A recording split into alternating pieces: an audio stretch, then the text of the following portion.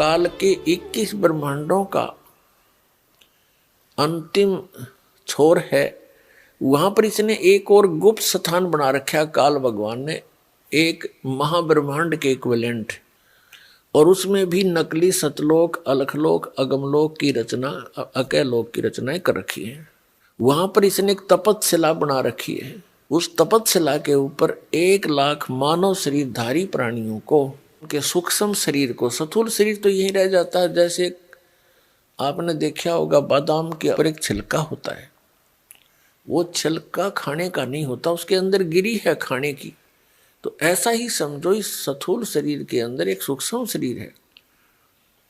उसके अंदर जितना भी हम जीवन भर में, सारे जीवन में मनुष्य शरीर के अंदर जो भी खाते पीते हैं, जो व्यसन करते हैं, आप देखते हो कि इस शरीर के अनुकूल नहीं है। शराब और ये मांस और तम्बाकू, सुल्फा, बुक्की, ये नशीली वस्तुएं शरीर के अनुकूल नहीं है, और हम फिर भी जबरदस्ती इसमें ठोक रहे हैं। ये मन का टेस्ट है।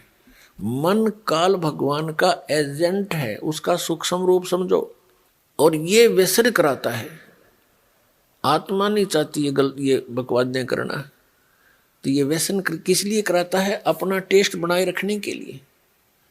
जो ज्यादा व्यसन करते हैं, शराब पीते हैं, मांस खाते हैं, चटपटे आहार करते हैं, सुल्फा, भांग, तम्बाकू पीते हैं, अफीम खाते हैं, इनके अंदर ज्यादा गंध भर जाता है सूक्ष्म शरीर में, और उसको फिर तपतशिला पर डाला जाता है। तपतशिला एक बहुत बड़ी पत्थर की टुकड़ी है, तवे टाइप की, तवा होता है जैसे, बड़ी तई देखी होंगी आपने हलवाइयों के पास, ऐसी कढ़ाई टाइप सी।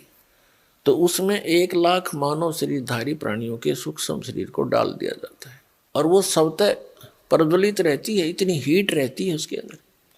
उसके ऊपर गिरते ही सभी प्राणी जैसे खील भूनते हैं चावलों की, ऐसे चटक मटक करते हैं, चटक पटक के, और वहीं गिरते रहते हैं, बाहर जा नहीं सकते।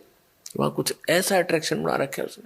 वो मरते नहीं प्राणी, पर हाहाकार मच जाती है, और फिर उनसे गंध निकालता जो सारा जीवन में इन्होंने खाया है, पिया है, उसका अंश सूक्ष्म शरीर में रहता है।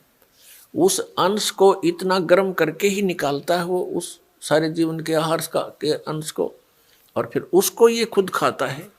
ऐसे 1 लाख मानव शरीरधारी प्राणियों का ये काल भगवान, ये ब्रह्म नित आहार करता है।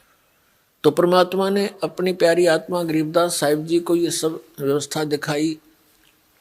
उस कसाई का वो हत्था दिखाया, जहाँ 1 लाख मानव शरीरधारी प्राणियों को यो यहाँ का ब्रह्म, जिसको ब्रह्म कहते हैं, ज्योति निरंजन कहते हैं, काल कहते हैं, और जिसको मैं ऋषि खोज खोज कर मर गए, यो दिखाई नहीं दिया किसी को।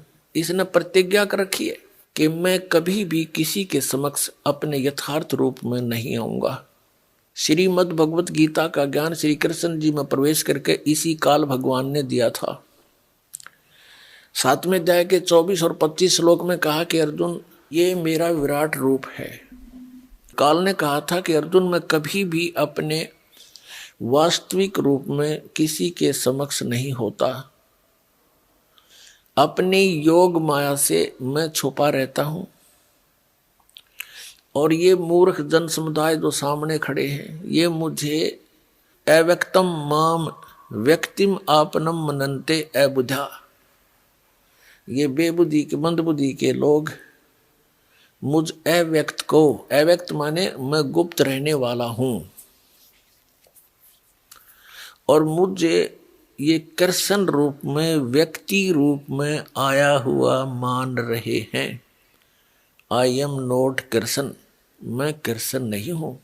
और खुद कहता मैं अपनी योग माया से छुपा रहता हूं, कभी किसी के समक्ष नहीं आती। ये मेरा अटल अनुतम, अवय अनुतम नियम है। अवय माने अटल।